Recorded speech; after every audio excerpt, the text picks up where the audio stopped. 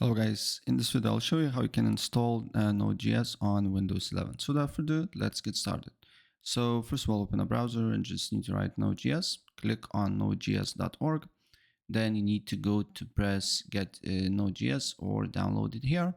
Then select your platform and then download button will be here on the bottom, right? Download Windows installer, press on it. It's quite easy.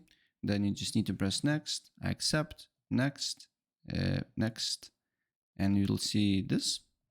Then click next. Make sure to select this option and next, install, and wait until install process is done. Once it's installed, then you need to open up a CMD. You can open as admin or you can open normally, it really doesn't matter.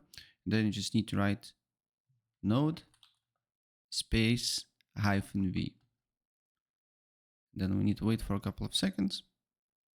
And you should see now that a node is successfully installed. So that's pretty much it. If I help you out, please press like.